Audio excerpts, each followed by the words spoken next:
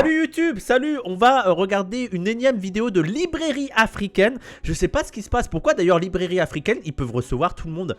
Ils ont reçu des grosses têtes. Alors bon, ils ont reçu Papacito et Rojdi. C'est vrai que je vais pas les inviter. Il y avait Bégodo, oui, il y a eu Bégodo qui était chez Librairie Africaine, mais on fera le react avec Raz. Raz, on a prévu cette semaine de faire le react de Librairie Africaine sur Bégodo qui est venu. Et donc, ils reçoivent plein de grosses têtes. Là, ils ont reçu un imam qui est assez connu dans le monde de l'imama, dans le monde de l'islam de France. Et donc, on va réagir à ça. On va réagir à pas toute la vidéo, mais on va réagir à certains sujets qui nous intéressent. Avant qu'on commence le react, moi, je vous rappelle de liker la vidéo, de partager, de commenter. Dites-moi si vous aimez la Librairie Africaine ou dites-moi si vous aimez que les libraires ou que les Africains. Alors si vous aimez que les libraires et pas les Africains, je trouve ça chelou. Et n'oubliez pas de venir sur Twitch. On s'amuse bien sur Twitch, c'est l'éclate, c'est génial. Et si vous voulez soutenir mon travail, il y a le lien Streamlabs en description. Et la Librairie Africaine, il y a quelqu'un dans le chat qui disait moi je trouve qu'ils sont fachos. Je dirais pas qu'ils sont fachos, je dirais que c'est des gros libéraux conservateurs. Pas fascistes, mais conservateurs de ouf. Libéraux, et ils sont vraiment dans la méritocratie et l'excellence. Vraiment l'excellence noire. Mais déjà, tu le vois, sa manière de s'habiller, lui, il se prend au sérieux de ouf. Là, vraiment, c'est l'intello de dingue. Et donc, il y a vraiment ce truc de l'excellence. Et c'est en étant excellence, méritocratie, black excellence qu'on va y arriver. C'est un truc un peu petit bourgeois, je trouve. Après, il faut aussi relier ça, les gens, au racisme. Et tu peux pas décorréler la black excellence de la négrophobie. Et comment cette négrophobie a amené certains individus noirs à se dire que la manière de s'en sortir, c'est de montrer à ceux qui arrêtent pas de nous diminuer, à ceux qui arrêtent pas de faire croire qu'on est des débilos, que nous aussi on est excellents. Donc c'est pour ça qu'il faut aussi avoir une forme de compréhension sur ce genre de phénomène de la black excellence, et qu'il faut pas juste être en mode ah c'est des connards qu'il faut cancel. Non, il faut aussi comprendre dans quel cadre ça s'inscrit. Il y a aussi un peu une angoisse chez pas mal de militants noirs et tout, c'est l'idée que quand il y a un noir de connu, d'ailleurs c'est la discussion que j'ai eue quand j'étais à Dakar avec les personnes là-bas, les streamers de Doumoulag. D'ailleurs un petit SO, allez suivre Doumoulag qui est une chaîne de Twitch en direct de Dakar avec un Français, un Sénégalais, un Congolais et un Camerounais. On dirait le début d'une vanne, mais non, c'est très très bien, allez voir la chaîne Twitch de Doumoulag. Et on parlait notamment de Speed. Je sais pas si vous savez, mais Speed va faire une tournée en Afrique. Une grosse tournée en Afrique. Et c'est très attendu. Mais je crois que ça a commencé, ouais. Oui, ça a déjà commencé. Et peut-être, je sais pas quand va être publiée la vidéo, mais ça sera peut-être fini. Mais il y a actuellement, et c'est un gros événement, quoi. Et il y a eu un débat en interne dans la chaîne avec certaines personnes. Et t'en as d'autres qui étaient contentes parce qu'ils aiment beaucoup de Moulag.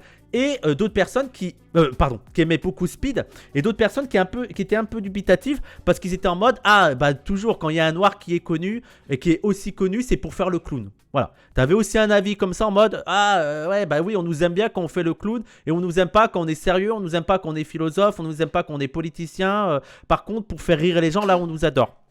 Et c'est un vrai sujet. C'est pour ça que je comprends le succès de Librairie Africaine, parce que t'as le côté un peu sérieux, philosophe, politique. On n'est pas là que pour être des clowns, on est là aussi pour réfléchir, pour penser et pour penser par nous-mêmes. Donc c'est pour ça qu'il faut aussi avoir une forme de compréhension sur ce genre de phénomène, j'ai envie de dire. Je ne vais pas réacter à toute la vidéo, il y a plusieurs parties qui m'intéressent. Ça sera en 2 parties, hein, j'aurai pas le temps de tout finir ce soir. On va regarder la barbe, symbole et perception. Ils ont fait 12 minutes de discussion sur la barbe, je vais y aller. C'est Librairie Africaine avec l'imam Mehdi. L'imam Mehdi, pour ceux qui ne connaissent pas, qui ne sont pas musulmans français, c'est un imam influenceur très connu. C'est peut-être l'un des plus connus en ce moment, l'imam Mehdi. Il intervient sur plein de vidéos. Il a fait plein d'interviews. Ses prêches sont beaucoup diffusées. Et donc là, il est invité sur Librairie Africaine. Imam TikTok. On va regarder la barbe. On va regarder les hommes sont-ils dévirilisés. Oula, j'ai un peu peur. Je vous dis que j'ai un peu peur de cette catégorie. L'islamisation de la France, un danger. Ça va être intéressant de voir leur sujet parce que je pense qu'il y en a certains chez eux qui ne sont pas musulmans du tout. Islam et capitalisme, islam et esclavage et de la négrophobie au Maghreb. Ok, on fait ces parties-là. Donc ça dure à peu près 1 heure et donc ça sera en 2 parties. Allons sur la barbe. La virilité portée par l'homme maghrébin constitue-t-elle à ce jour un modèle de virilité à adopter? Waouh. Moi j'aime beaucoup l'angle du débat, je ne m'y attendais pas.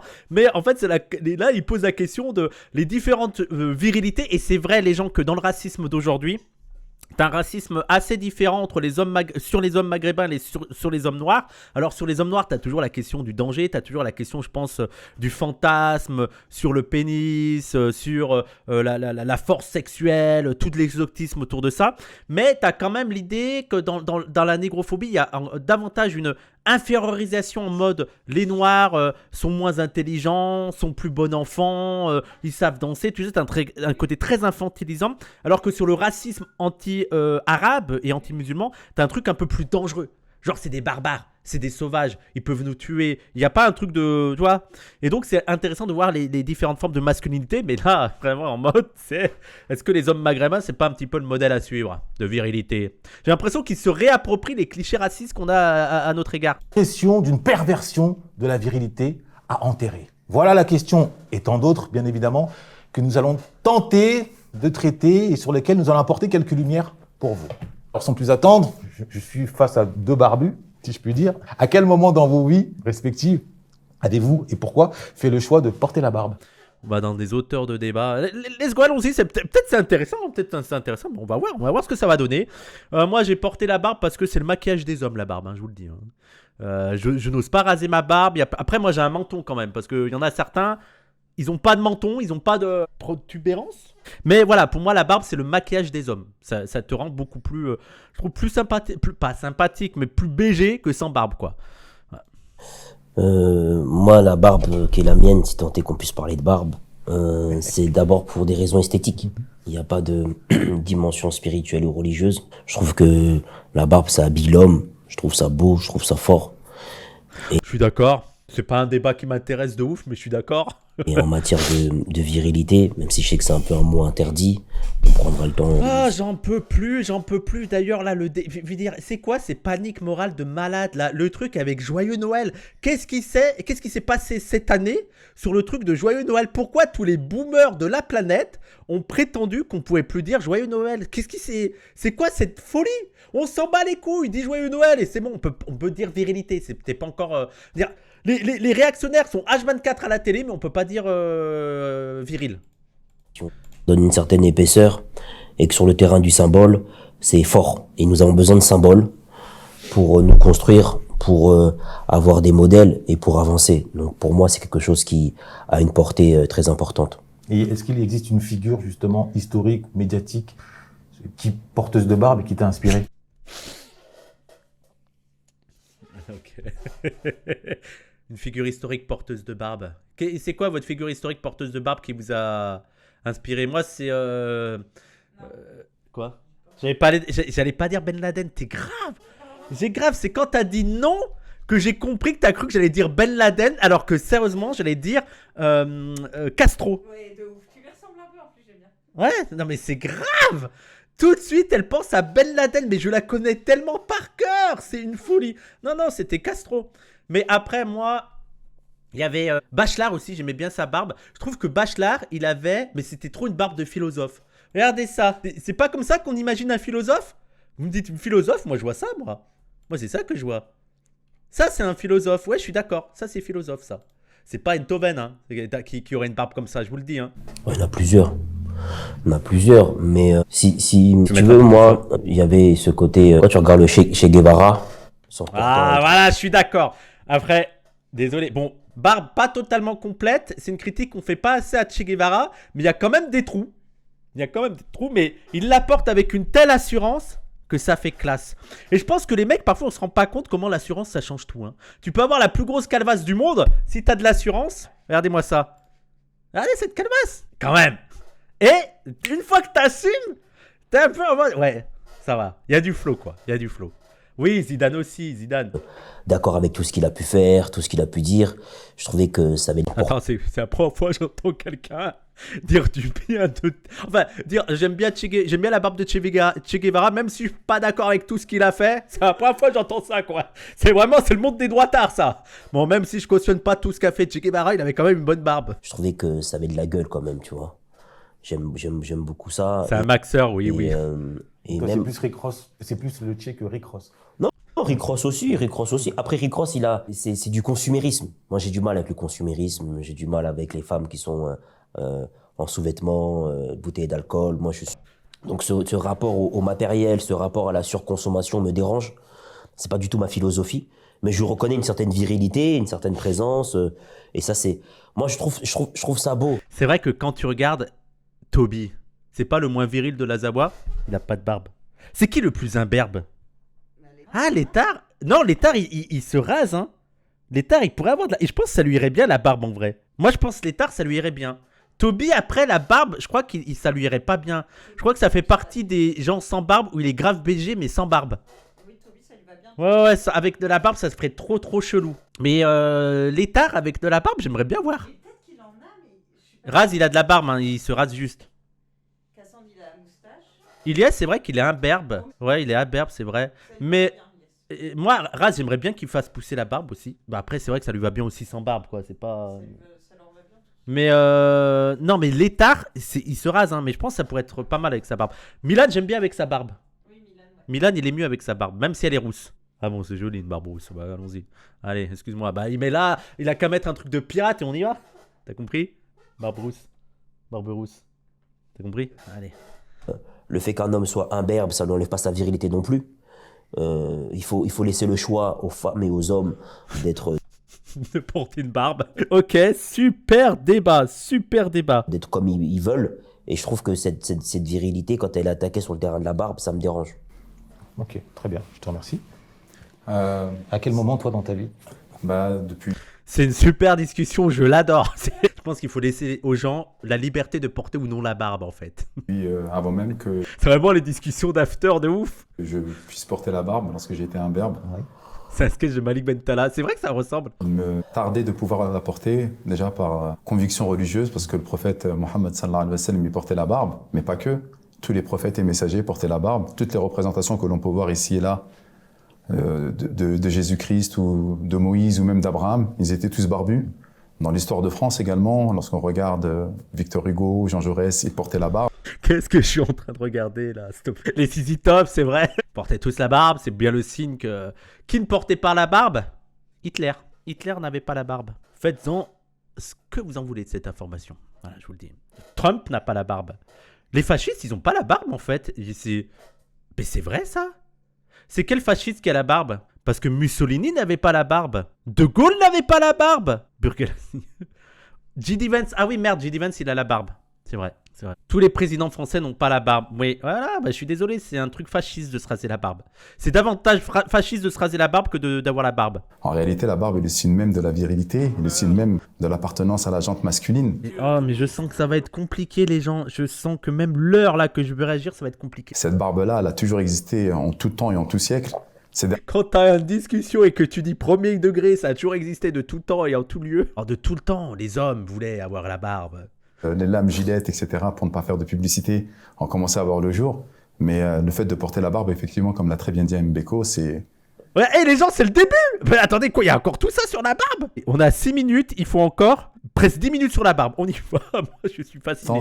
Bien entendu, premier critère religieux, et deuxième critère, c'est ce qui va mettre en valeur l'homme, et c'est ce qu'ont fait tous les prophètes et messagers. D'accord, critères religieux et esthétiques. Très bien. Alors comment as-tu vécu le basculement de la perception justement de la barbe en Europe, en particulier en Occident, suite au 11 septembre? Si ça va sur les questions d'islamophobie, là ça devient un peu plus intéressant. Je suis d'accord. Comment la barbe est devenue un symbole d'islamisme? On va voir. J'aime bien les illustrations. Le 11 septembre, vous vous rappelez, c'était ça là. Était plus ou moins associé à une forme de virilité neutre, purement virile, c'est-à-dire l'homme fort. Drôlement islamophobe, les 4000 morts du 11 septembre. Il est con lui ou pourquoi il... Qu'est-ce que c'est? Qu'est-ce que tu racontes? Qui a dit que le 11 septembre c'était islamophobe? De quoi tu parles? Qu'est-ce qui se passe dans ta tête de débilos? Mais t'as une discussion, t'es en train de regarder un autre stream à côté? Qu'est-ce qu'il y a? Je comprends pas le truc. Et puis Ben Laden est apparu. Ouais. Tu peux lire ma question à voix haute? Alors Marie, elle avait une question. En parlant de barbe, le chat, pour combien de subs vous pensez que Oui accepterait de se lisser la barbe? Mais j'ai pas la barbe assez longue là pour la lisser. On peut tout à fait la lisser. Mais je vais pas lisser ma barbe, t'es malade? Je vais pas lisser la barbe, Non mais laisse tomber, je lisserai pas ma barbe. Parce qu'on veut te voir avec la barbe. Avis, Ben Laden, BG ou pas BG? Parce que là c'est une mauvaise photo de Ben Laden, attends, on va trouver une autre photo de Ben Laden. Je vais pas demander la réponse à Marie, mais Ouais. Là. BG ou pas BG? Il y a quand même un truc, non? C'est vrai que la barbe, là, il y a un côté autoritaire, quoi. Oui, bah c'est... Castro, tu le trouves grave BG? Voilà. J'ai mis comme ça, là? Un peu plus jeune. Là? Là, tu le trouves BG? Il avait la classe, hein. Je suis désolé, c'est la classe quand même, hein.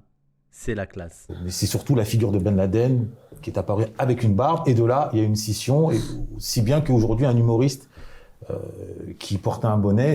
Ah oui, oui. Après, les gens, on revient 6 mois après la polémique. Et avis, je vais essayer de faire l'avocat du diable. C'est vrai que les salafs, ils s'habillent comme ça. Je suis désolé, mais les salafs... c'est exactement la tenue d'un salaf. Après, ça veut pas dire que tout un musulman qui s'habille comme ça est un salaf. Mais les salafs un peu hype, ils s'habillent comme ça. Le bonnet, c'est non. Mais si, vous êtes fous, hein. Vous êtes fous. Peu qu'il avait une barbe, tout de suite, on l'a associé. Mais après, ça suffit pas qu'il s'habille comme ça pour le traiter de salaf, hein. Donc, comment, toi, tu l'as vécu dans ta chair, cette diabolisation de la barbe dès lors qu'elle est portée par un arabe? C'est une excellente question. Donc, toutes celles et ceux, plutôt tous ceux, parce que jusqu'à preuve du contraire ne le portent pas, mais tous ceux qui portaient une barbe étaient affiliés en fait à un islam extrémisme. Un islam extrémiste, un islam qui va justement montrer que, attention, lui c'est un pratiquant, donc il va être dangereux. Et au fur et à mesure du temps, grâce à certains rappeurs, grâce à certains joueurs de basket, James Harden, Voilà. je pense Waouh. Il a une bouche, lui. à d'autres, ont réussi à démocratiser la barbe. Et donc justement, cette même barbe qui commençait à faire peur, elle a retrouvé goût. Après, c'est vrai que c'est aussi la mode de l'époque, hein. Dans les années 2000, personne n'était barbu. C'était mal vu. Moi, j'ai l'impression dans les années 2000, c'était t'étais rasé, les BG, tu vois, ils avaient tous. Et d'ailleurs, je suis contre la K-pop parce que à cause de ces connards là, ils vont rétablir l'idée que la virilité, c'est d'être sans barbe, les gros yeux là, comme ça, la peau blanche, un peu efféminée, ça dégage. Le code de beauté chez nous, c'est la barbe et puis c'est tout. Nous, on s'est quand même infiltré là-dedans. On a commencé à avoir des barbeurs, on a commencé à avoir des Et le personnes. mouvement des hipsters aussi. Hein. Oui, il y a Oh waouh, waouh, c'est dégueulasse. Ah mais c'est pas des barbes ça. C'est des petites langoustes. Non, comment ça s'appelle ça? Des mangoustes. C'est des petites mangoustes. C'est quoi? Mais pourquoi ils ont choisi cette photo? C'est trop chelou leur choix d'illustration là. Je comprends pas. Ils sont revenus, effectivement, eux aussi sont venus, ils nous ont donné un petit coup de boost. Mais effectivement, la barbe, elle était, lorsque un maghrébin l'a portée, Ah oui. c'était tout de suite affilié en fait à une forme d'extrémisme, à une forme de pratique religieuse. Et donc, effectivement, c'était très compliqué de trouver du travail et on était tout de suite désignés du doigt. Si tu en parles au passé, c'est plus d'actualité? Pour l'instant, il y a une, comment dirais-je, la barbe s'est démocratisée. Ça s'est atténué. Ce Ça rejet. Oui, le problème c'est que tout le monde porte la barbe et aussi qu'ils ont vu qu'il y avait aussi des terroristes qui n'avaient pas de barbe. Donc c'est plus difficile de voir que effectivement il y a des extrémistes qui n'ont pas forcément de barbe parce que bon, ils n'ont pas les moyens, la virilité suffisante pour faire pousser les poils. J'ai envie de dire faites un effort, hein, voilà. Et donc peut-être que voilà, il y a une démocratisation quoi. Beaucoup atténué. Ok. Tout le monde n'est pas arabe. Attends, parce qu'il y a des personnes qui percent avec la barbe, comme l'humoriste que tu viens de citer ou d'autres, ben, on va encore faire justement cet amalgame. Mais Dieu merci, là maintenant, lorsqu'on voit un maghrébin avec une barbe, ça va. Et en plus, maintenant, celui qui porte la barbe ne veut pas dire qu'il est pratiquant, ne veut pas dire qu'il est véritablement musulman. Il y a beaucoup de maghrébins qui portent la barbe par esthétisme, Ouais. absolument pas Mais- par aucune conviction Ça c'est un vrai débat. religieuse. Mais est-ce que Mehdi, il n'y a pas eu aussi un changement économique? Il y a eu beaucoup de frères de la communauté musulmane qui ont monté des business et qui du coup sont devenus leurs propres patrons et ont fait C'est travailler vraiment des ce qu'on frères a et des failli sœurs qui leur croire. ressemblent, De ouf, de ouf. des sœurs voilées, des frères barbus. Et du coup, cette difficulté qu'il pouvait avoir au début des années 2000, où on n'avait pas encore beaucoup de commerce qui nous appartenait, s'est évaporé avec le temps, puisque aujourd'hui, même si toi, t'es dans une difficulté pour trouver un emploi, si tu postules chez un frère ou chez une sœur qui a une boîte, là où en 2001, il n'y en avait pas autant qu'il y avait des boîtes, ces difficultés que tu peux avoir sur le marché du travail, tu l'as beaucoup moins. Moi, c'est ce que j'ai observé. C'est-à-dire que j'ai vu et avec beaucoup de fierté, hein, j'ai vu des frères musulmans, que ce soit des frères noirs ou des frères maghrébins ou arabes, monter leur structure, travailler entre eux, développer une économie et ne plus être embarrassés par des situations humiliantes, gênantes, stigmatisantes, comme ils pouvaient le voir avant sur le marché du travail. Je sais pas si toi t'as... Oui, moi je pense que. Alors, je pense il faut pas non plus exagérer le phénomène, mais effectivement, le fait que maintenant tu as des musulmans, des arabes, des noirs qui montent eux-mêmes leur boîte et qui ont eux-mêmes leur politique personnel sur le recrutement de ça, ça change les choses. Hein. Mais c'est pareil aussi pour les femmes qui portent le hijab. Hein.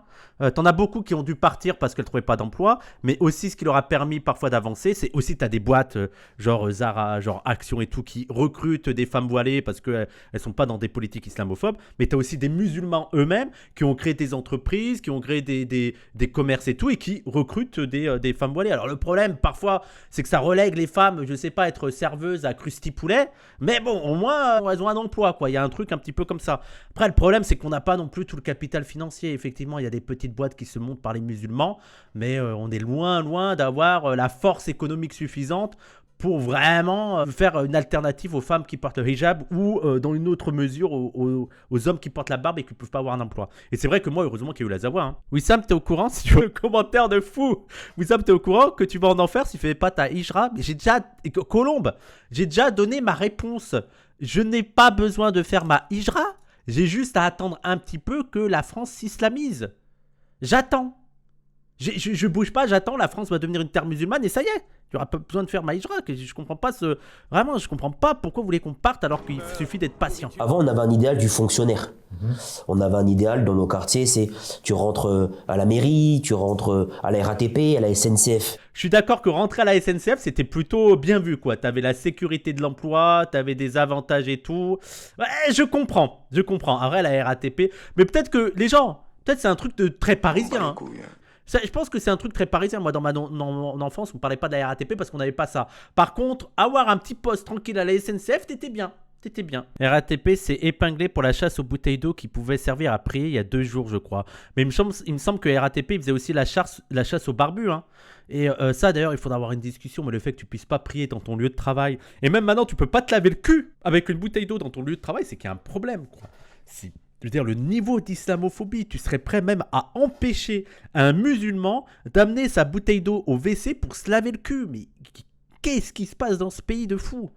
De CNews, tu allumes la télévision pour ceux qui en ont une, tu regardes Pascal Non, je suis d'accord, la précarité, tout ça, mais je pense que tout le monde aujourd'hui a une télévision. Pro, il parle des femmes voilées, il parle des barbus, il n'y a ni femmes voilées ni barbus sur le plateau. Et au moins la décence et le respect d'inviter celui dont tu parles de l'anniversaire. En fait, l'anniversaire de quelqu'un, il n'est pas là. Donc, ça n'a pas changé. Mais en réalité... Donc pour toi, Pascal Pro est emblématique. Vous voyez que c'est pas des fachos. Il y a des gens qui parlaient de fachos. C'est pas des fachos, c'est juste des méritocrates conservateurs de droite. Ils vont être conservateurs sur la masculinité, sur les sexualités, mais c'est pas non plus des fachos, quoi. C'est vraiment, c'est juste des libéraux de droite, quoi. Et moi, ce qui me dérange dans leur manière de faire, c'est que soit ils vont inviter un apostat, J'en peux plus, mais parfois, les gens, sur YouTube, j'ai des commentaires d'apostats, mais sur des choses qui n'ont rien à voir. Rien à voir. D'un coup, il y a eu un apostat, là, il a commenté hier, parce que j'ai les trucs de derniers commentaires et tout. Wissam, c'est très bien ça, mais quand est-ce que tu as parlé des apostats dans la 3e partie ? Et c'était la vidéo sur le club de lecture, sur le colon et le colonisé. Je suis en mode, mais quel est le rapport, bordel ? aller dans leur sens. Soit ils vont pas inviter de femmes et d'hommes capables de leur rendre l'appareil et de porter la contradiction. En réalité, ce que a soulevé Mbeko est très intéressant. Lorsque l'argent parle, la vérité, de manière subjective, la vérité de chacun se tait. Et ce n'est pas simplement que parce qu'il y a des personnes de la communauté musulmane qui ont réussi, qui ont permis en fait à ce que certains barbus, pour resituer le sujet, puissent commencer à travailler, mais c'est juste simplement parce qu'il y a une demande.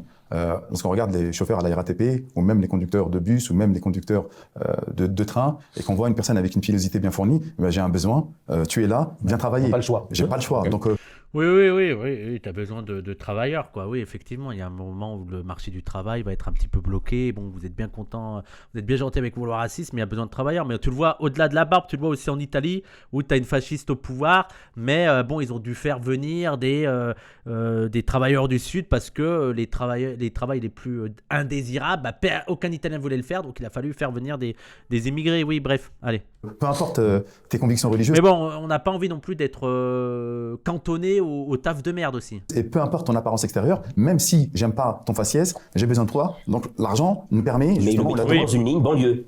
Il y a des lignes où ils ne le mettront pas. Maintenant, à un moment ou à un autre, là, il y a tellement des lignes qui sont partout qu'on les voit un petit peu partout. Je parle de ça, mais je parle également d'autre chose. À partir des années 2010, on a un grand besoin d'informaticiens. beaucoup de gens de la communauté maghrébine se sont retrouvés ingénieurs qui travaillent dans la data, dans le développement, etc. Et ils ont une pilosité bien fournie. Et ben, Ça pourrait être intéressant le débat, mais que ça tourne autour de la barbe. Mais parlez juste du racisme, quoi. Parlez juste de l'islamophobie. Mais juste le truc de la pilosité bien fournie, ça me tue, quoi. Oui, de l'islamophobie tout court, quoi. c'est eux qui venaient, qui imposaient leur salaire parce qu'on avait une demande très très tendue par rapport au fait d'avoir des informaticiens. Donc lorsque l'argent, lorsque le besoin pécunier est là, peu importe en fait. Et c'est ce que je dis tout le temps, même par rapport au marché du halal. Avant, il était impensable de voir des Leclerc ou d'autres grandes enseignes de supermarchés vendre du halal. Mais maintenant, comme la demande elle est véritablement importante. Ah ouais, mais ça, c'est je veux dire, ça, c'est le problème de la France. Je veux dire, dans les pays anglo-saxons, il y a tellement une logique libérale et capitaliste où en mode, bon, bah tant pis, vous êtes musulmans, tiens, achetez ça. Tu vois, c'est pour ça que Nike fait des hijabs de sport et tout, en mode, je m'en bats les couilles. Tant que tu consommes, vas-y. Sauf que la France a un autre niveau d'islamophobie. C'est qu'ils sont prêts même à contredire les intérêts financiers pour lutter contre l'islam, quoi. Et notamment pour l'interdiction des hijabs de sport ou quoi. Voilà. Eh ben, on va mettre des étals de halal. Donc en fait, quelque part, toutes ces paroles, oui, je n'aime pas, et les musulmans, c'est compliqué, etc. Lorsqu'il y a un besoin économique, lorsqu'il y a un besoin financier, lorsqu'il y a un besoin de travail, eh bien tout cela en fait tombe. Et de rentrer dans la dimension romantique, si je puis dire. On sait que bon, l'Europe... Attends, c'est quoi cette partie-là? Parce que là, on a eu quand même 12 minutes sur la barbe. Ah, les hommes sont-ils dévirilisés? Donc c'est la partie un peu plus romantique. Voilà, c'est comme ça qu'ils présentent le truc, la plus romantique. Voyons, allez. Être imam n'est pas un job qui paye à plein temps. Non, t'as plein de mosquées où ils n'ont pas assez pour que l'imam vive de ça. Et donc, t'as plein de petites mosquées et tout, où, vu qu'il n'y a pas assez de revenus dans la mosquée, l'imam est obligé d'avoir un taf à côté. Et même, je me demande même si c'est pas la majorité des cas. Si c'est une minorité, les cas où les imams peuvent vivre de leur imama. Depuis au moins le Moyen-Âge, autour d'un culte, le culte de l'amour courtois, où l'homme était plié le genou devant la femme. Si on n'a pas vu aux quatre coins du monde, ça ne veut pas dire que l'amour n'existait pas aux quatre coins du monde, mais cette soumission de l'homme à l'endroit de la femme, c'est vraiment... Attendez, on va se mettre bien, parce que ça a l'air d'être assez... La soumission de l'homme qui fait de la galanterie sur la femme en se mettant à genoux pour lui offrir une fleur ou que sais-je. Ok, non, attendez, on refait le passage parce que là, accrochez vos ceintures. Culturel depuis au moins le Moyen-Âge, autour d'un culte, le culte de l'amour courtois, où l'homme était plié le genou devant la femme. Donc l'amour courtois, apparemment, c'était la domination de la femme sur l'homme, ok. On n'a pas vu aux quatre coins du monde, ça ne veut pas dire que l'amour n'existait pas aux quatre coins du monde, mais cette soumission de l'homme à l'endroit de la femme, c'est vraiment spécifique à l'Occident. Ça a donné ensuite le théâtre, la poésie, les séries, les films, les telenovelas, comme on dit. Et dans cette perspective-là, aujourd'hui, avec le mouvement MeToo, oui, généralement, majoritairement, la société occidentale, par le biais de son élite, on appelle à une forme de dévirilisation. Ok. Allez, on savait que ça allait être intense. On y va, les gars. On s'accroche. On va essayer d'analyser ce discours-là. Mais il a spin-run l'histoire du monde. Oui. On est passé de l'amour courtois à MeToo à dévirilisation. Voilà. Mais on y va. On appelle ou émasculation. Chacun trouvera le terme qu'il... Ah oui, d'accord, ok. C'est pas seulement dévirilisation, c'est émasculation. Et pour moi, c'est deux choses différentes. Hein. Déviriliser, quand tu connais les effets néfastes de la virilité en tant que système de domination, ça pourrait être intéressant. Par contre, émasculisation, je vois pas trop ce que ça veut dire. Mais allons-y. Je trouve que c'est encore plus radical dans les théories Ansel, le terme émasculation. Au nom d'une libération et au nom d'un bonheur de l'homme et de la femme. Comment toi tu vois cette dynamique de dévirilisation en tant qu'imam, en tant qu'homme musulman? Donc là on sort de la dimension purement symbolique de la barbe, là on parle de la virilité en tant qu'elle. Comment tu vois ce processus? En réalité, que je sois musulman ou pas, nous sommes tous à subir ce qui est en train de se passer. Il y a véritablement un changement social aujourd'hui. Wow, ok, il va dedans, il fonce à plein but. Bon, ça m'étonne pas plus que ça. Après, je pensais qu'il allait être un petit peu prudent. Après, pour moi, c'est vraiment le discours de l'imam lambda normie qui a aussi cette vision-là de la division des rôles genrés et sexués. Mais je pensais pas qu'il allait foncer autant. Oui, ça c'est clair. Et ce qui est bien aujourd'hui dans les sociétés dites occidentales, et ça touche même maintenant le Maghreb, ça touche même l'Afrique subsaharienne à cause d'Internet, à cause des réseaux sociaux. Wow. Okay. Surtout les séries, peu importe. Hein, la femme a pris une grande place au sein de la société. D'une part parce qu'elle travaille. Il a dit ça comme si c'était mauvais. Hein. Parce qu'elle apporte financièrement parlant, donc elle a le droit il a quand même dit à cause de la femme, elle a pris une grande place. Hein. Elle a le droit de citer. Ce qui était auparavant l'homme viril protecteur, il a disparu, surtout par rapport aux jeunes des quartiers. La plupart des jeunes, ils n'ont pas véritablement réussi, ou même s'ils ont réussi dans les études, nos sœurs, elles, ont véritablement bien travaillé. On les voit infirmières, on les voit DRH, on les voit assistantes de direction. Et donc, elles ont un salaire qui est véritablement supérieur à celui des hommes, pour une grande majorité. Et au point même où on a vu certaines sœurs, et je parle que des sœurs subsahariennes. Mais ça serait intéressant d'analyser ça, parce que moi, je suis d'accord qu'il y a il y a une forme de discrimination différente à l'égard des hommes et des femmes. Et c'est vrai que sur la réussite scolaire, il y a des tendances différentes à l'ensemble de la population. C'est-à-dire que les filles peuvent réussir plus que les garçons, et les garçons vont être envoyés davantage dans les emplois précaires, ouvriers et tout, etc. Mais ce que je trouve intéressant, c'est que l'attitude des femmes noires et arabes, où j'ai pas l'impression que ce soit non plus... il y a quand même des questionnements qui se posent par les femmes noires et arabes sur où vont leur solidarité. Et j'ai quand même l'impression que les femmes noires et arabes ont tendance à quand même garder une forme de solidarité avec les hommes de leur milieu, quoi. Peut-être que je me trompe, hein, mais peut-être que je suis trop enfermé dans mon environnement, que ce soit mon environnement militant, familial, amical. Mais j'ai quand même l'impression que les femmes restent quand même assez en alliance, les femmes des quartiers populaires, ou restent quand même en alliance avec leur environnement. Mais peut-être que je me trompe. Et même maghrébines. Ouais, oui, ça dépend, ouais. Qui venaient apporter le beurre dans les épinards. Non, mais là, les gens, on parle à partir d'impressions tous. Hein. Je pense pas qu'il y a d'analyse statistique sur le sujet qui permet de mesurer si les femmes, ni putes ni soumises... Oui, mais justement, Yanis, là, pour moi, tu me parles d'exemples isolés. Ni pute ni soumise, c'est un excellent exemple, ni pute ni soumise, parce qu'il y a eu quelque chose qui a même été soutenu par l'État, qui a été soutenu par les institutions, et ça n'a pas pris corps. Ça n'a pas pris corps, ni pute ni soumise, ça a été une coquille vide. Pourtant, il y a eu grave de la médiatisation, il y a eu grave une mise en avant par les personnels politiques, et ça n'a pas pris corps. Je trouve que justement, l'exemple de ni pute ni soumise, je trouve qu'il y a tendanciellement une forme quand même de solidarité, de soutien des femmes noires et arabes avec leur environnement social, quoi. Voilà. Après, mais encore une fois, c'est une impression. Mais justement, ni pute ni soumise irait plutôt dans mon sens, je trouve. Auprès même du papa, c'est-à-dire même le papa qui lui avait la figure paternelle qui devait protéger justement sa fille, son épouse, etc. Eh bien, s'est retrouvé relégué au second plan. Oui et non, ça dépend vraiment le poste. La RH maghrébine, c'est pas qu'un stéréotype des récits de meufs voilées qui ont subi plus d'islamophobie, mais encore une fois, je ne suis pas en train de vous dire que ça n'existe pas. Je vous parle de tendance, de majorité. Vous allez me dire, ouais, il y a une RH, il y a ci, il y a ça. Bon, voilà. Mais après, on est d'accord que de toute façon, on parle tous à partir d'impressions, quoi. Même lorsque sa fille, par exemple, elle voulait sortir tard le soir, ce qui était impensable dans les sociétés dites africaines, hein, j'y parle bien subsahariennes et maghrébines, mais maintenant, comme elle ramenait l'argent à la maison, ça y est, elle est devenue presque une bosse. Tout ça pour dire en réalité que la virilité, encore une fois, et c'est toujours le capital qui parle de la même. Bon, j'ai l'impression que lui, il est un peu en mode, voilà, les femmes gagnent en capital économique, elles travaillent, les hommes ne travaillent pas, donc c'est elles qui portent la culotte, c'est elles qui deviennent dominants, et donc ça dévirilise les hommes. Le problème qu'il y a là-dedans, c'est que l'analyse n'est pas... Je ne vais pas parler de dévirilisation, mais sur la montée en puissance des femmes de par le fait qu'elles gagnent en indépendance économique, en fait, et c'était l'enjeu féministe. Et vrai. Et donc, il serait intéressant de voir qu'est-ce qu'on fait des hommes qui avaient comme capital le fait d'avoir leur virilité, qui se reposaient sur dominer la femme de leur milieu domestique, tu vois, les femmes de leur milieu domestique, que ce soit leur femme ou leur fille. Qu'est-ce qu'on fait de ces cas-là? Mais ça, c'est le sujet de ma thèse. Quelle proposition politique à des hommes qui avaient comme seul capital le fait d'avoir la virilité et qui ne peuvent plus assumer, notamment parce qu'ils sont précaires et qu'ils n'ont plus rien à mettre en avant? Qu'est-ce qu'on leur propose? Je ne pense pas que la proposition, ce soit de retourner à une forme de virilité qui repose sur la domination de la femme ou des enfants. Manière avec la pilosité tout à l'heure et aujourd'hui avec la place de la femme, lorsque la femme existe d'un point de vue capital, existe économiquement parlant, eh bien... Ça fait pas 7 ans que tu es en thèse, si, et c'est déprimant. Forcément, elle va commencer à contrôler de plus en plus les pans de la société. Or, ça, c'est oublier le côté intrinsèque de la femme qui a besoin d'être protégée. De mon expérience dans le milieu ouvrier, les meufs noires et arabes sont dans des branches au salaire beaucoup plus bas que les branches plus masculines. Coco Lastico, oui, ça c'est vrai, mais c'est pas ce qu'il a dit. Ça me fait rire, Coco Lastico. Il parlait pas des meufs noires et arabes qui travaillent dans les milieux précaires.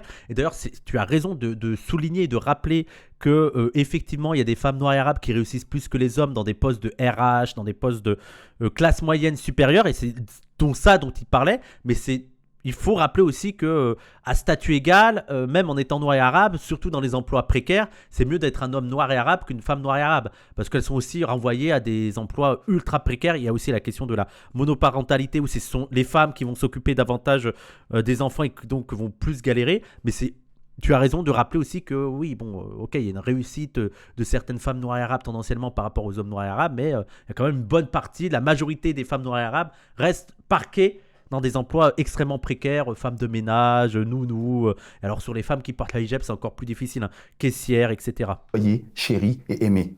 Nous les hommes, on a un cycle qui est très, je parle biologiquement parlant, Étude Institut Montaigne sur les discriminations par le prénom. Mohamed, c'est 20 CV. Samira, c'est 6 CV. Bah, c'est justement ce que dit Yannis. Ça va en droite ligne de ce qu'on dit. C'est-à-dire que là, sur les emplois de classe moyenne ou de classe supérieure, tu peux être plus favorisé si tu es une femme arabe que tu es un homme arabe. Après, dans les emplois, quand tu vas dans la classe populaire, dans les emplois de prolo, les emplois précaires, je pense pas qu'il y ait une forme de domination de la femme arabe sur l'homme arabe ou de la femme noire sur l'homme noir. Je pense même au contraire, c'est encore plus compliqué pour les femmes sans diplôme et tout de trouver un emploi.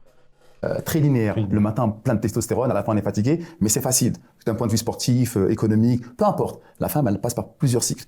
Et parfois, Pour rappel, virilité, c'est le contraire de féminité. Ah non, moi je dirais le contraire de féminité, c'est masculinité. Hein. Voilà, virilité, c'est lié à la masculinité, mais pour moi, c'est Après, c'est des discussions à avoir. Pour vous, c'est quoi? Vous mettez féminité, masculinité? Moi, j'ai l'impression que pour assumer l'un des codes de la masculinité, une masculinité complète, accomplie dans le cliché actuel, c'est d'être viril, c'est d'avoir de la virilité. Mais ouais, c'est vrai qu'aussi féminité, tu peux l'utiliser aussi comme contraire de virilité, c'est vrai. Ouais, c'est vrai, c'est quoi le viril au féminin? C'est vrai. La virilité, c'est vaste comme concept. Même quand on interroge ChatGPT ou autre IA, bah oui. d'un point de vue sportif, économique, peu importe. La femme, elle passe par plusieurs cycles. Et parfois, on le voit aujourd'hui, que ce soit des personnes religieuses ou non religieuses, il n'y a plus d'hommes. Elles le disent, ouais. Des enfants, des éternels enfants. Ouais, c'est des éternels enfants. Où sont les hommes? Ils jouent encore à la PlayStation. Où sont les hommes?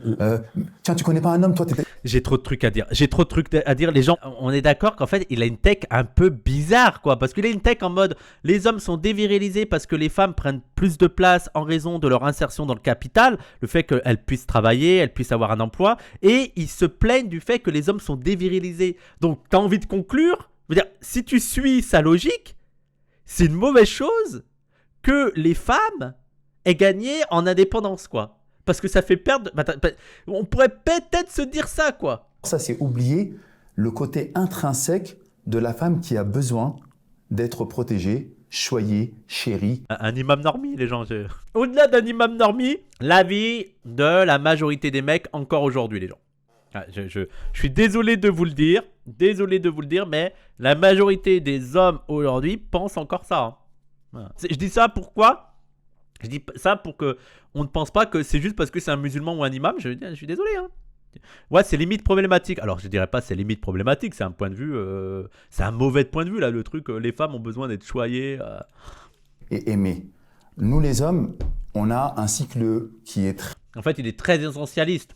Il est très, les hommes sont comme ci, les femmes sont comme ça. Ah, c'est un imam normé, quoi. Qu'est-ce que tu veux de plus comme analyse sur les catégories de genre, les identités de genre, quoi. Ah, tu vas automatiquement dans la naturalisation. Très, je parle biologiquement parlant, très linéaire. Le matin, plein de testostérone, à la fin, on est fatigué, mais c'est facile. D'un point de vue sportif, économique, peu importe. La femme, elle passe par plusieurs cycles. Et il y a des imams femmes, je crois qu'il y en a une en France, c'est Kaina Baloul. Parfois, on le voit aujourd'hui, que ce soit des personnes religieuses ou non religieuses, il n'y a plus d'hommes. Elles le disent, ouais. Des enfants, des éternels enfants. Ouais, c'est des éternels enfants. Où sont les hommes? Ils jouent encore à la PlayStation. Où sont les hommes? Et ça, là, c'est une discussion qui est un peu compliquée pour les gauchistes et pour le milieu militant, mais parce qu'ils ont un peu du mal à se dire que il y a des femmes dans les classes populaires qui reproduisent ces clichés. Effectivement, ça existe. Mais c'est pas parce que c'est des mauvaises femmes, c'est parce que elles ont été éduquées dans un ordre patriarcal, elles ont intégré cette idée-là que l'homme doit être comme ça, l'homme doit être fort, l'homme doit être protecteur, il faut un vrai homme. Et c'est pas une idée de culpabiliser les femmes et de faire croire que c'est à cause des femmes qu'il y a des hommes comme ça.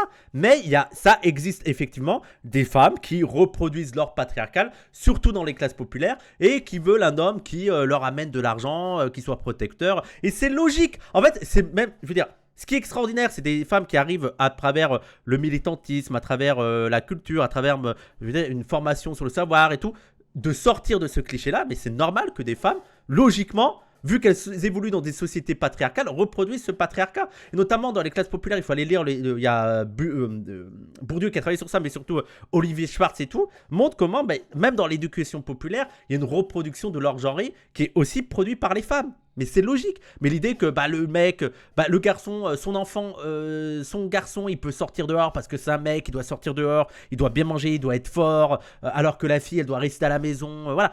Il n'y a pas l'idée de culpabilisation, il n'y a pas l'idée que, voilà, c'est elle qui le veut. Non, c'est les institutions qui ont ancré ça dans les idées des personnes, dont les femmes, et donc c'est logique. Comme il y a des Arabes et des Noirs qui reproduisent l'ordre raciste en se disant que les Blancs sont supérieurs, l'intégrationnisme, il faut être comme ça.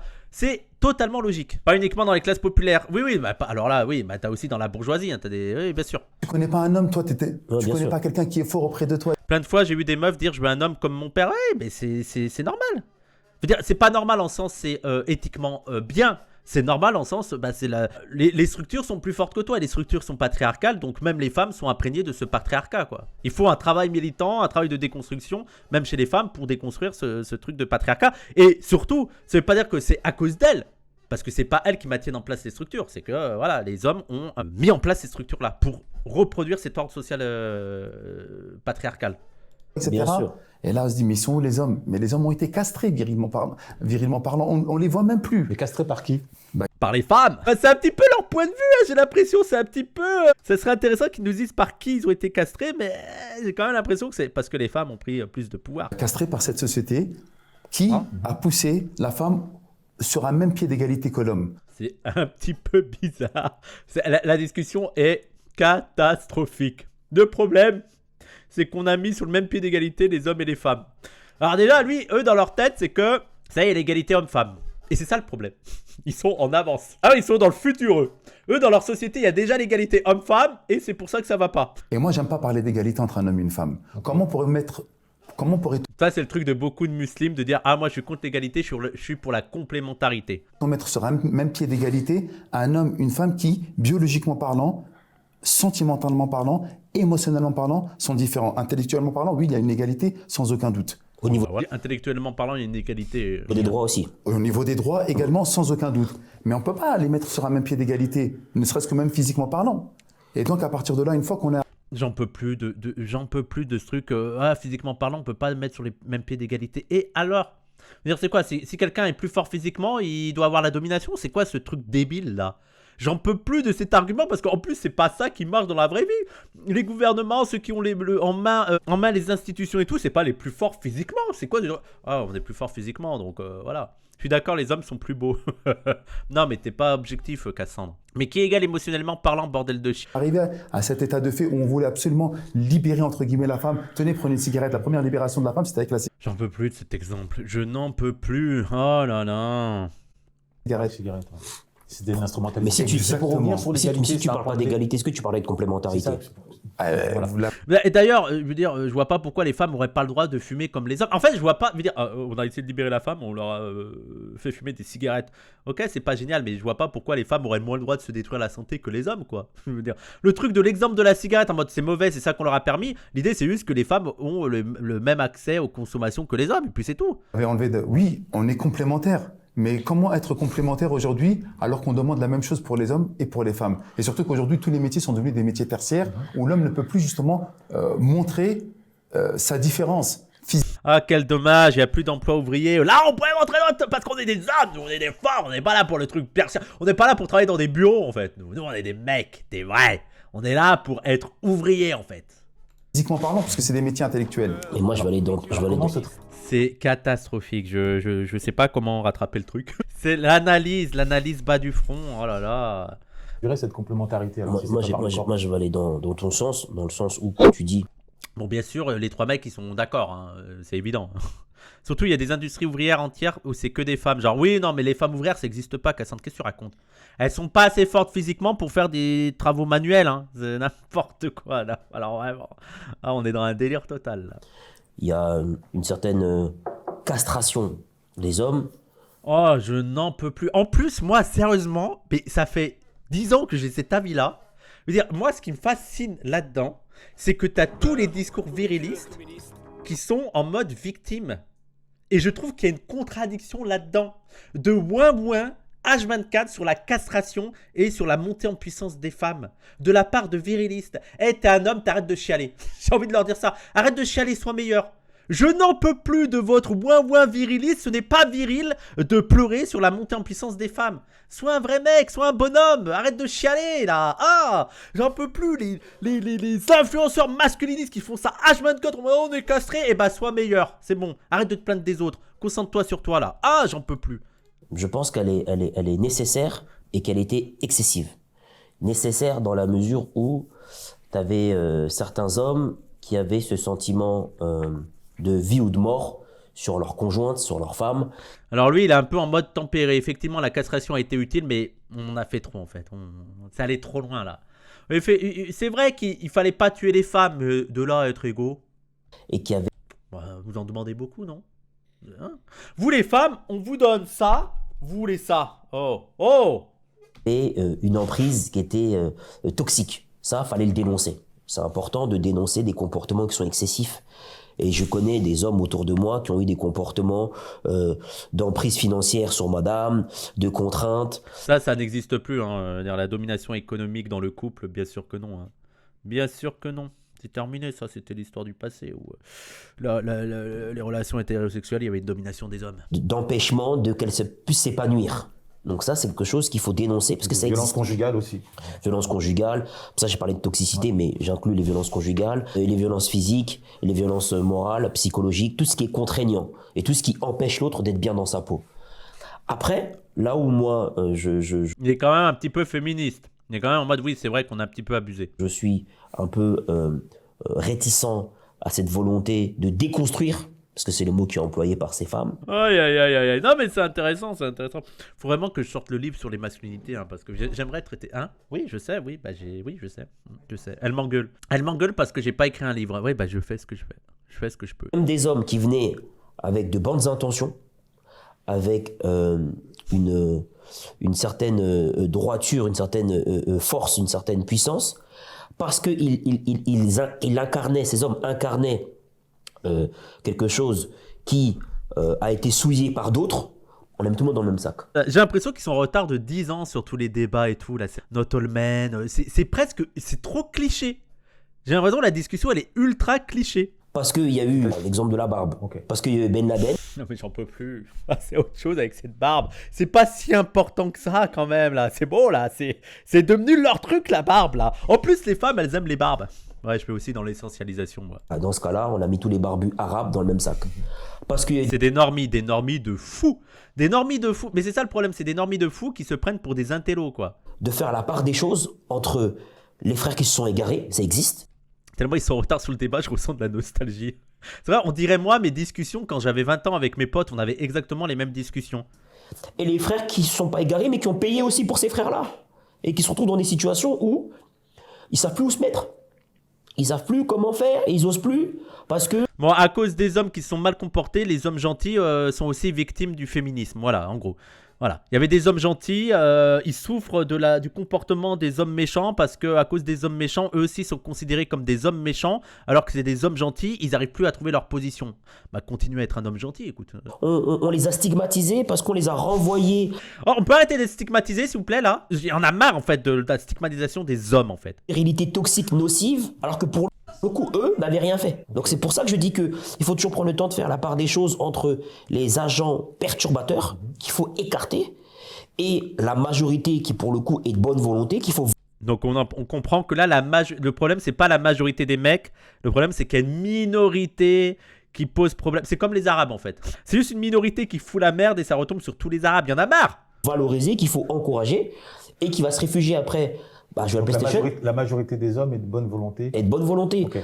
Dites-vous, ça c'est quand même, je veux dire, c'est assez symbolique que eux, avec leur position de le problème, c'est qu'on a mis au pied d'égalité les hommes et les femmes, il n'y a plus d'hommes virils. Eux sont quand même les hommes qui se pensent de bonne volonté, hein. Voilà. Pour dire comment tous les mecs se croient de bonne volonté, peu importe leur position un peu allant dans le sens du patriarcat, quoi. Et je pense qu'ils sont sincères, hein. Ils sont sincèrement en mode, nous on est des bons hommes. On parlait de PlayStation. C'est quoi un homme qui joue à la PlayStation avec un taux horaire trop important? Un streamer. Voilà. C'est un homme frustré qui n'a pas les outils pour aller parler à une femme. Mais c'est quoi la vie? C'est soit la PlayStation, soit la meuf? Non mais attends, mais c'est pas possible. Et ça, c'est pas du tout être un homme enfant, hein. Un homme enfant, il pense pas du tout que la vie, c'est soit les PlayStation, soit les femmes, quoi. Non mais c'est pas possible, quoi. Il y a d'autres choses à faire que juste se focaliser sur les meufs. Peut-être qu'il a essayé et à qui on a fait comprendre qu'il n'était pas à la hauteur. Donc du coup, qu'est-ce qu'il s'est fait? Il s'est réfugié dans le monde virtuel parce que le réel, c'est trop violent pour lui. Mais bon, on souligne que pour eux, je veux dire, la seule perspective, c'est les femmes d'ailleurs, hein. Que penser alors des hommes qui vont voir d'autres hommes? Je sais pas s'ils vont apporter ce sujet, mais j'ai un petit peu peur. Parce que là, c'est vraiment, ils ont peur d'aller voir des femmes. Donc maintenant, qu'est-ce qu'il faut faire? Il faut encourager, tendre la main à ces frères-là en leur disant, vous avez de la valeur, vous êtes capable de vous affirmer, comprenez les codes et allez rencontrer ces femmes qui ont besoin d'hommes comme vous pour qu'il y ait un équilibre. Mais passez d'abord par la bibliothèque. Nécessairement. Oh là là là là.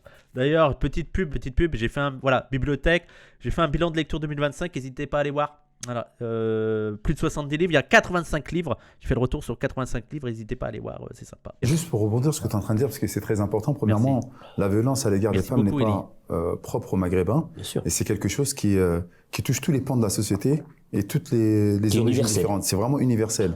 Deuxièmement, je pense que qu'il soit Là, c'est bien de maghrébin, le dire. Il n'y a pas une proportion absolument supérieure de violence Exactement. conjugale chez les Maghrébins. Moi, ça, je suis d'accord, hein, je veux dire, s'il y a bien une chose qui est interclasse et interrace, c'est la violence masculine, quoi. Tous les hommes sont violents, il n'y a pas une spécificité des hommes arabes.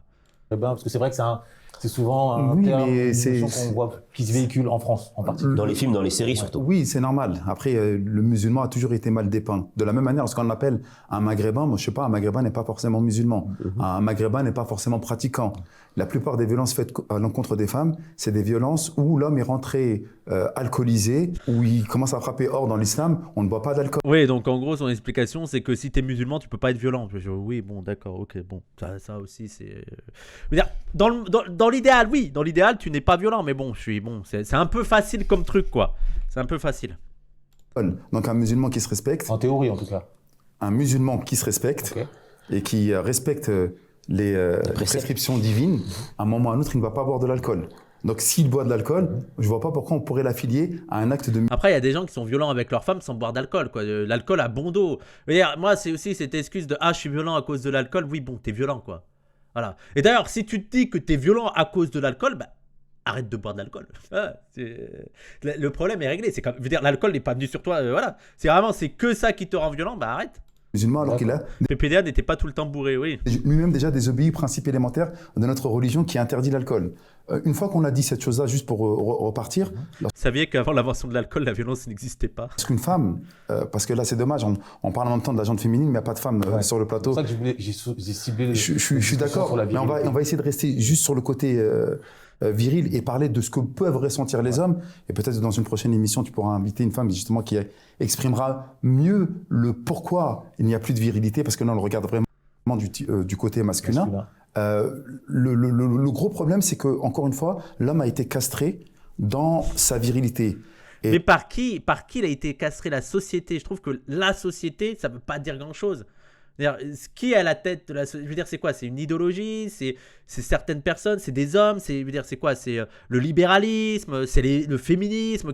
Qui a castré la société et pourquoi? Un homme, en fait, en réalité, il dit viril, pourquoi? Par rapport à la responsabilité qu'il a vis-à-vis de son épouse, de sa maman lorsque le papa part, de sa fille, de ses sœurs lorsque le papa également est en train de partir. En fait, l'homme, il a un point central, c'est de protéger la gente féminine. Et c'est comme ça. C'est compliqué, quoi. Après, encore une fois, les gens, c'est pas spécifique aux musulmans. Je promets que c'est la vision normie de ce que c'est la masculinité. Le problème, je pense que parfois on est trop dans le milieu militant et trop dans les théories féministes, queer, et on se rend pas compte de ce que c'est l'idéologie dominante sur la question de qu'est-ce qu'un homme et qu'est-ce qu'est la virilité. Et je vous promets que ça, c'est la vie normie lambda de se dire que l'homme, il doit protéger les femmes, quoi. Il doit protéger les femmes de son milieu, sa famille et tout. Et en plus, le problème là-dedans, c'est que c'est et c'est ce que je veux traiter dans mon livre, c'est que je veux dire, ce cliché-là de la virilité, de protéger sa famille, ses femmes et tout, au-delà de donner une domination nocive et toxique aux hommes sur les femmes, c'est aussi un poids énorme sur les hommes qui les rend malades, quoi. Et le problème, c'est que les hommes des classes populaires ont moins les moyens économiques, politiques, financiers, culturels de arriver au bout de cette idée de fonder une famille stable, lui permettre une belle vie et tout. Et donc, ça rend les hommes fous de ne pas arriver à cet idéal-là de virilité, d'avoir une famille, de lui payer ce que tu veux, et ça les rend vénères, ça les rend nerveux, ça les rend violents, ça les rend agressifs, parce qu'ils ne peuvent pas atteindre ce rêve, parce qu'ils sont dans les positions les plus précaires. Hein. Donc même mentalement, pour les hommes, il faut arrêter avec ce virilisme-là qui les détruit. Ça a été fait, que ce soit dans toutes les sociétés, normalement. Hein. Bien sûr. Ça a toujours été comme ça. Bien sûr. Pas proprement islamique, mais dans toutes les sociétés. Et moi, je pense qu'au-delà, je veux dire, et c'est ce que je proposais sur le dépérissement, comme on pense le dépérissement de l'État, on peut penser le dépérissement de la masculinité, de la virilité. Et je pense que ce serait intéressant parce que tu peux pas seulement venir vers un gars de classe populaire et dire arrête avec ta virilité, c'est tout. Et je pense, tu sais, c'était des propositions que j'ai de détourner un petit peu les codes de virilité, ce que tu entends par la virilité. Et là, plutôt que de dire que être viril, c'est protéger les femmes de sa famille, je pense que ce qui serait plus intéressant, c'est de dire la virilité, si tu veux, c'est de protéger les intérêts de ton environnement, de ta communauté, pas seulement de ta famille à toi, mais de participer au bien commun. On pourrait imaginer un détournement de ce code de virilité où un homme, un véritable, c'est celui qui s'assure du bien-être de tout son environnement, tu vois, et du bien-être, pas la protection, non, du bien-être de tous. L'homme est viril, fort. L'homme, justement, est mis comme un roi dans la maison parce qu'il a, justement, cette fonction de protection de la famille. Enfin, protection de la famille, quand on voit les violences domestiques, j'ai envie de dire, comme qui nous protège de la police, qui nous protège du papa. Moi, alors, alhamdoulilah, j'ai pas subi des violences telles que beaucoup de gens ont subi de violences. Mais j'imagine que le nombre d'enfants qui ont subi des violences domestiques, ce truc de le papa qui protège la famille, ça passe mal, quoi. Ça le rend heureux, ça lui donne accès au bonheur. Je n'ai pas besoin de te le dire, Herman, que nous, les hommes, on est véritablement heureux. On ne va pas être heureux avec une belle voiture, avec une maison, avec des biens matériels. Oh, ça aide. Ouais, crois-moi, une belle maison, moi, ça m'aiderait. Hein. Important. On est heureux lorsqu'on sent qu'on est justement utile. L'air de rien comme ça. Je suis tombé récemment, peut-être que ça vous a interpellé également, sur une micro-interview qui n'a pas duré longtemps, donnée en Angleterre, il me semble, par... Et puis la femme mère est pas exempte de la violence sur les enfants. Oui, mais ça aussi, la violence des mères sur leurs enfants, il faut pour moi l'inscrire. D'ailleurs, c'est Christine Delphi en a parlé sur la domination des enfants, la fabrication des enfants. Le livre que j'ai conseillé de lundi matin, il en parle. Et aussi la violence des mères sur leurs enfants. Au lieu de culpabiliser les mères, il faut replacer ça aussi dans l'ordre patriarcal où bien souvent, c'est les mères qui doivent s'occuper des enfants, souvent dans des situations précaires, esselées et tout. Et donc, ça amène plus de difficultés. Et ces difficultés vont se répercuter sur l'enfant. Donc, plutôt que de charger la mule de la mère, oui, voilà, mais je pense que tu étais comme ça, Tarax, hein, bien sûr, je ne dis pas... plutôt comprendre aussi pourquoi c'est les femmes qui doivent, la mère que elle, qui doit forcément s'occuper seule de l'enfant et penser à d'autres dispositifs pour permettre de soulager un peu les mères, quoi. Endroit d'une femme Mais souvent, c'est la violence éducative et non pas de la violence de domination. occidentale. Et d'entrée de jeu, il pose la question, donc elle lui dit « je suis marié », machin. Première question, et là, elle s'est décomposée, et ensuite elle est sortie de ses gonds, elle s'est emportée. C'est-à-dire que pour elle, c'était inconcevable de se préoccuper du bonheur du mari. Là, tu viens de décrire effectivement le rôle de l'homme responsable, où c'est l'homme qui prend la responsabilité, donc lui qui se préoccupe. Maintenant, est-ce que dans les préceptes religieux, il est indiqué à la femme qu'elle doit aussi participer activement au bonheur de l'homme? Une excellente question. Moi, ce que j'aime bien, déjà, Ça me fait mal, cette discussion, elle me fait mal. Elle me fait souffrir parce que c'est vraiment nul. Mais en même temps, je veux dire, j'ai pas envie d'être non plus méchant parce que c'est la vie normie de base. Et puis les gens peuvent l'utiliser pour dire: ah, vous avez vu les Noirs et les Arabes, comment ils sont machistes. Alors que je pense que c'est la vie de la majorité des hommes blancs. Hein. Il y a juste à voir la propension d'hommes à l'extrême droite qui ont aussi cet avis. Mais c'est dur, vraiment c'est dur. mettre en place, c'est qu'en islam, il n'y a pas de précepte religieux parce qu'il n'y a pas de différence entre le religieux et le profane. Ok. Si l'islam est l'islam, non pas judaïsme, christianisme, peu importe, c'est qu'en réalité, c'est un mode d'emploi qui va toucher tous les domaines Ouais, la et nature tous les humaine. aspects, que ce soit dans l'environnement, que ce soit dans la gestion des bêtes que l'on égorge, que ce soit dans la vie Le profane, c'est le non religieux, Spunkmaster. matrimoniale, sociétale, avec le voisin, avec tout le monde, c'est un mode d'emploi. Donc à partir de là, je ne vais pas regarder d'un point de vue religieux. Ok. Si l'islam est islam, c'est par rapport à ça. À partir de là, l'homme en islam, il est protecteur. Et l'une des choses les plus importantes qu'il a, c'est d'abord de trouver le paradis sous les plantes des pieds de sa maman. Mais ça, c'est pas un hadith qui est un peu contestable, qui est un peu contesté, ce truc du le paradis se trouve sous les... Moi, j'avais entendu que bon, on n'était pas sûr, c'est pas un hadith fiable. Parce qu'il doit tout le temps s'occuper de sa maman, c'est une chose des plus importantes. Le prophète nous dit dans certaines traditions, le meilleur d'entre vous, c'est celui qui se comportera le mieux avec sa famille. Et qui dit famille, c'est femme et enfant, c'est-à-dire le meilleur. En réalité, c'est pas celui qui aura donné le plus d'aumônes, c'est pas celui qui aura fait le plus de prières, etc. Bien que cela soit sous-jacent, mais c'est celui qui va avoir le meilleur comportement avec sa famille. En réalité, pourquoi tu veux aller trop loin ? Pourquoi tu veux construire le 3e, 4e étage alors que tu n'as pas le rez-de-chaussée ?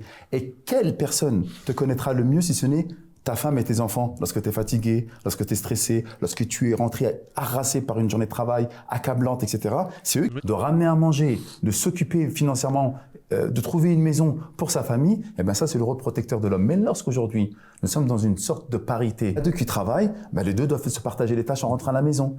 Les deux sont fatigués, bah oui, mais même moi je suis fatigué également. Les deux payent le loyer, les deux payent le crédit, les deux ont payé la voiture. Donc pourquoi il y aurait justement un homme ou l'homme qui serait supérieur à la femme alors Bah oui, pourquoi? Oui, effectivement, pourquoi il y aurait l'homme qui serait supérieur à la femme? C'est une bonne question. que les deux participent activement à la vie matrimoniale? Et c'est là où en fait l'homme perd au change. C'est là où ils se sont en fait diminués. Ouais, mais moi j'ai besoin Il se sent diminué en étant au même niveau que la femme. Il comprend pas qu'il y a un problème dans son raisonnement, quoi. C'est...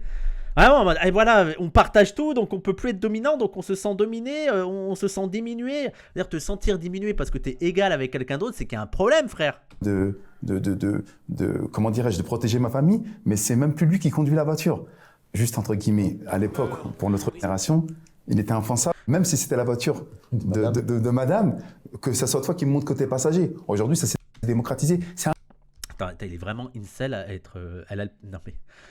vraiment, à partir du moment où la femme a conduit et c'est l'homme qui se met du côté passager, ça a été la fin de la masculinité, je vous le dis. Hein.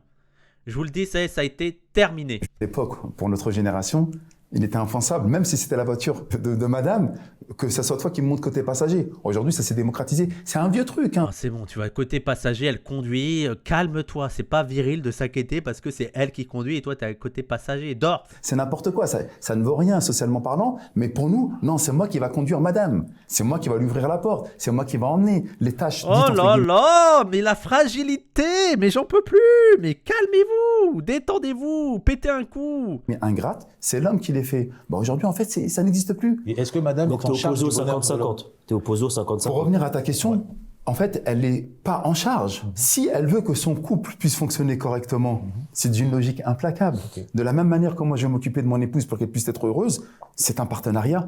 Elle aussi, elle doit faire l'effort nécessaire pour s'occuper de moi. Comment? En me protégeant de ma maison, en s'occupant de mes enfants, en faisant en sorte que parfois, lorsque je suis pas bien, etc., qu'elle me remonte le moral. T'as un enfant en fait, elle doit faire la vaisselle, elle doit faire le ménage et en plus quand tu vas pas bien, elle doit dire « Oh ça va bébé ?» Non mais ça va, ah. C'est pas une obligation. Nous, on veut toujours essayer de rendre les choses normées, rendre les choses de manière normative. C'est comme ça et c'est pas autrement. Mais si on réfléchit comme ça, c'est mon droit, mais on n'y arrivera jamais. À un moment ou à un autre, C'est un partenariat, c'est une entreprise, entre guillemets. Et donc, si on veut que cette entreprise ou ce partenariat puisse... La famille, c'est une entreprise. Oh là là, la manière de voir la chose, quoi. Vraiment, ah ouais, c'est très musulman. Tiens. C'est une entreprise qu'il faut faire fructifier la famille. Donc, je vais exploiter ma femme et mes enfants pour faire fructifier l'entreprise familiale. réussir, nous devons faire tous les deux les efforts. Et Mehdi, qu'est-ce que tu penses du 50-50? Très honnêtement, religieusement parlant, ça ne marche pas le 50-50 chez nous parce que c'est l'homme qui doit justement subvenir aux besoins de la femme. Ça, c'est clair et net. Mais maintenant, madame veut travailler. Bah, si tu veux travailler, ok. Donc, si toi, tu n'es pas là pour essayer de protéger mon foyer, pour essayer de gérer les enfants, de ne pas les poser à la crèche, etc., et que tu veux véritablement participer, moi, je te demande de rester à la maison. Je m'occupe de tout. Je gagne très, très bien ma vie. Mais si tu veux véritablement travailler, le contrat social islamique du 50-50 vole en éclats par le fait qu'elle aussi, elle veut participer. Après, les gens, moi, mon avis à moi, je vous promets qu'il y a des femmes qui veulent ça. Et après, c'est leur problème. Je pense que c'est pas un modèle à mettre en avant, c'est pas un modèle à promulguer partout parce que c'est un modèle totalement patriarcal. La femme doit rester au foyer et l'homme doit travailler. Mais je pense que maintenant, la majorité, de plus en plus de femmes n'aiment pas ce modèle, ne veulent pas être retranchées chez elles. Après, s'il y a des femmes qui veulent ça, bah allons-y, quoi. Après, le problème, c'est, je pense que faut que tu trouves un mari un petit peu bourgeois, quoi, qui arrive. Le problème, frérot, c'est pas parce que ça aussi, ça m'amuse de cet imam en mode, il croit que les mecs maintenant, on a encore les moyens de faire en sorte que la femme reste au foyer. On est en 2025, c'est la crise économique, on est dans les milieux prolétaires. Frère, même si on voulait, on peut pas. Est-ce que les imams pensent à ça aussi? On n'a plus les moyens de ça. On n'a plus les moyens de dire. Et je pense qu'il y a beaucoup de femmes qui peut-être seraient contentes de rester au foyer, de faire ce qu'elles veulent si à côté ça ramène pas mal de thunes. Mais frère, on n'a plus les moyens. On n'a plus les moyens. Et c'est quoi ce chantage en mode c'est ça ou ça? Ah bah si tu travailles, bah c'est fini, j'apporte plus la protection. Mais on n'est pas censé être un partenariat. On peut penser à un partenariat avec la femme qui travaille, mais surtout on n'a plus les moyens. Elles sont obligées de travailler, les femmes. Elles sont obligées de travailler, quoi. Qu'est-ce que tu veux faire? Tu ramènes, la majorité, en plus tu parles aux musulmans qui sont bloqués dans les emplois précaires avec le SMIC. Comment tu veux qu'ils entretiennent une femme au foyer? Allez, c'est bon. C'est même parfois les femmes qui gagnent plus que les hommes. C'est la vie. Alors les meufs qui veulent des hommes capables veulent aussi travailler la plupart du temps. Bah oui. Bah tu veux sortir. Ne serait-ce, avoir un travail, ne serait-ce que pour pas être resté chez toi, quoi. Moi je veux qu'on soit riche pour que ni l'un ni l'autre ne travaillions. Oui, mais après tu voudras quand même sortir. Tu voudras quand même faire des activités. Tu voudras pas rester au foyer à t'occuper des enfants ou de la vaisselle ou du ménage. Je m'en occuperai pas des enfants, mais c'est pas la question. Moi je veux qu'on fasse rien tous les deux. Ouais, bah oui. Beaucoup de femmes préféraient rester au foyer parce que se faire exploiter au travail, c'est la mort entre les deux. Elles préfèrent rester à la maison. Mais en fait, la majorité des gens ne veulent pas se faire exploiter au travail. C'est pas une spécificité des femmes qui découvrent que le monde du travail c'est horrible, elles veulent pas se faire exploiter au travail. Tout le monde ne veut pas se faire exploiter au travail. Sauf que tu es un petit peu obligé d'y être. Et après, le fait d'être exploité à la maison, de faire le ménage, de s'occuper des enfants, de tout le travail domestique, de s'occuper de ton homme, c'est aussi un travail qui est harassant. Et en plus, t'es pas payé pour ça, tu es sous la dépendance de ton mari. Ah, écoute, t'en as qui sont en mode, bon bah je préfère me faire exploiter au travail et avoir mon autonomie. Hein? C'est-à-dire, on veut pas se faire exploiter tout court. Il a pas dit qu'elle était emprisonnée. Comment ça, qui a dit qu'elle était emprisonnée? Oui, la majorité des femmes veulent une indépendance financière par rapport à leur mari. Bah, la violence domestique et la violence patriarcale tient du fait de la famille nucléaire dans lequel la femme est sous domination économique de son mari. Hein? T'as tous les gens qui se disent ouais mais elle était comment ça se fait qu'elle est restée si longtemps avec son mari alors que il la violentait? Est-ce qu'elle n'est pas un petit peu responsable? Non, c'est qu'elle n'avait pas de choix. Elle est dépendante économiquement de son mari. Elle fait quoi si elle sort? Payer les femmes au foyer. Oui voilà, c'est tout le féminisme marxiste de le travail domestique, quoi, de mettre en avant le travail domestique invisibilisé, parce qu'on a l'impression qu'elles sont pas exploitées une fois qu'elles sont pas exploitées par le salariat. Oui bon, elles sont exploitées sans être salariées. L'indépendance économique des femmes c'est fondamental. Bah oui, ah oui. Mais lui, il est pas content, il est en mode oui, bon, bah alors tu n'auras pas ma protection. Mais c'est le gars, il fait un chantage. Donc moi, je veux bien t'aider. En fait, en islam, c'est clair et net. C'est l'homme qui doit tout payer. Le gîte, le couvert, les habits. Oui, mais pour moi, il faut replacer ça dans le contexte de l'époque. Et dans le contexte de l'époque, c'était l'homme qui avait en particularité le capital financier. Et donc moi, il y avait une logique vu que c'est les hommes qui ont tout l'argent, qui ont eux le capital financier, il y a une responsabilité par rapport à ça. Pour moi, la responsabilité des hommes historiquement dans l'islam de devoir payer ça, c'est parce que tu avais le capital financier. Maintenant, est-ce que ça empêcherait aux femmes de travailler? Bah non.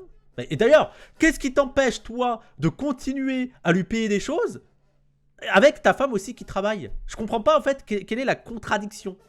Genre, ah bah maintenant que tu travailles, je veux plus tout payer. Bah quoi, bah non, normalement, si tu pars du principe que l'homme doit tout payer, tu dois quand même payer même si elle travaille. Je veux dire, vu que c'est le précepte.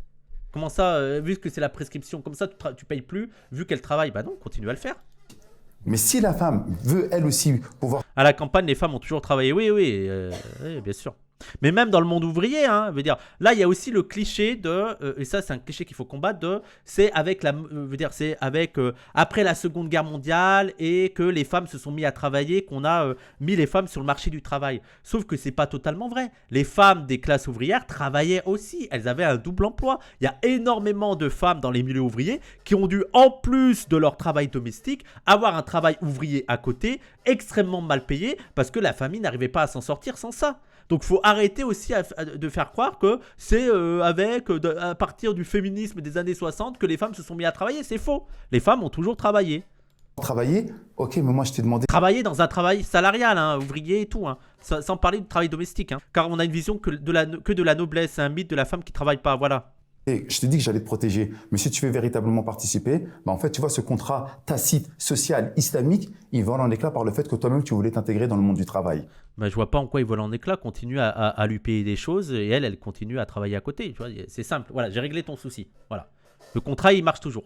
Je comprends. Est-ce que c'est à la portée aujourd'hui, dans le contexte Économique. économique de la majorité des musulmans hommes, que de pouvoir tout assumer? Au-delà des musulmans, je parle encore une fois de manière générale, tout dépend de ton niveau de vie. Si tu veux le Sofitel de Marrakech, si tu veux faire 2 voyages, si tu veux aller faire au ski, etc., bah, un salaire, ça suffira pas. Mais nous, on a vécu, à mon époque, très humblement, on faisait un voyage peut-être une fois par an ou tous les 2 ans. Oh, c'est mignon, il est en mode pour préserver le truc que c'est que le mari qui travaille, bah vis plus loin. Mais c'est nul comme truc quand même. Il est prêt à sacrifier un mode de vie un peu plus sympa, un peu plus cool, hein, sans forcément aller dans le all inclusive, juste pour que la femme travaille pas. Non mais frère, c'est bon, détends-toi. On allait pas. C'est quoi ce niveau d'insécurité? Et surtout que les gens, là c'est même pas l'idée de partir en vacances. La plupart des femmes qui travaillent dans une famille hétérosexuelle, c'est aussi parce que le mec, avec le SMIC, ne peut pas subvenir aux besoins élémentaires de la famille. C'est chaud de se faire des petits plaisirs, juste au niveau de la bouffe, au niveau des vêtements, au niveau des factures, au niveau de l'électricité. C'est même pas le truc de le plaisir de faire des voyages plusieurs fois au Maroc. Non, c'est les besoins élémentaires. Les besoins élémentaires dans la crise économique actuelle imposent aux femmes aussi de devoir travailler malheureusement parce que, frère, les factures. T'as eu le coût de l'électricité? Ah, c'est tous les blagues du moment où tu essaies de faire attention au chauffage que tu mets, quoi. On n'allait pas en vacances, on sortait pas souvent au restaurant, etc. Et le salaire de papa a largement suffi. Oui, bon, c'était dans les années 80, 90. Bienvenue en 2025, frère. Je sais pas si tu es au courant, mais tout a augmenté. Juste le prix du loyer. Regarde le prix du loyer, c'est presque 60% de notre salaire. Frère, réveille-toi! Et un salaire suffit largement aujourd'hui en France. Tu dis que Pardon, quoi? On n'allait pas au ski, on n'allait pas en vacances, on sortait pas souvent au restaurant, etc. Et le salaire de papa a largement suffi. Et un salaire suffit largement aujourd'hui en France. C'est une blague? Un salaire suffit aujourd'hui en France? Alors, un salaire si t'es tout seul. Ouais, le Navigo est... D'ailleurs, on se fait pas un petit peu baiser sur ça? Il a encore augmenté le Navigo, hein. 90 €. Non, mais on est où, là? Et où? Comment un salaire? Mais tu parles de... Oui, effectivement, un salaire de médecin, 4 000 €, peut-être que ça peut te suffire. Hein, et encore, hein, pour une famille. Mais si t'as une famille... T'as 2 enfants, une femme et t'as un salaire, dis-moi comment tu vis. Dis-moi comment tu vis. Non mais c'est pas possible. Voilà la solution, Wissam. Il faut arrêter d'aller skier 8 semaines par an. Non mais c'est dingue de tenir des propos comme ça, quoi. C'est dingue surtout quand t'es un imam. Et c'est pas tant l'aspect religieux qui m'intéresse. C'est que t'es imam en France. Donc tu parles aux musulmans qui est parmi la communauté la plus paupérisée de France. Comment tu peux tenir ce discours ahurissant de un salaire suffit aujourd'hui en France? Surtout que la majorité vit au SMIC. 1 400 € pour vivre en France, ce n'est pas suffisant. Surtout alors si tu es dans le 93, si tu es à Paris et tout. dis que c'est Tout possible. dépend de... Avoir une famille nombreuse avec 3 enfants, en plus comme ça tu achètes une télé 4K chaque année. Bah oui, vive les allocs. Hein. Si on sort de la société de consommation. Voilà, tout dépend en fait de la manière dont tu veux vivre. Si tu veux vivre comme te font miroiter les réseaux sociaux, Mes frères, même vivre humblement avec un loyer, c'est-à-dire une famille avec 2 enfants, Il te faut une cuisine, un salon, 2 chambres, sauf si tu dors avec tes enfants, hein. Vous dormez dans la même chambre, tu vois. Donc il te faut quand même un T3, tu vois. Donc déjà, va trouver un bon loyer d'un T3 en France. En plus du loyer, il y a l'électricité, il y a les factures, il y a la voiture, il y a l'essence, il y a les courses, il y a faire un petit peu plaisir aux enfants, un minimum. Hein. Je veux bien que tu aies une vie de décroissance, mais il faut quand même faire plaisir aux enfants. Et il y a les vêtements, frère. Est-ce que tu es au courant de comment c'est la galère pour les gens? C'est ahurissant de tenir ce... Ouais, ils sont matrixés par Snapchat. Oui, c'est une folie. Hein. C'est une folie de tenir ce discours. Hein. Donc, on fait la conclusion de cette partie sur la virilité, la barbe, les hommes noirs et arabes. Moi, j'aurais un conseil à vous, les hommes noirs et arabes. Détendez-vous. Pétez un coup et soyez vraiment viril. Et pour moi, la virilité, c'est d'arrêter de faire ouin-ouin sur la montée en puissance des femmes. Voilà, c'est très très peu viril de pleurer sur les féministes. Oh, les féministes, elles nous ont émasculés. Sois un bonhomme, bordel de merde. Et sois féministe. Être un bonhomme, c'est de ne pas être inquiété par la montée en puissance des femmes. Voilà, ça sera ma take.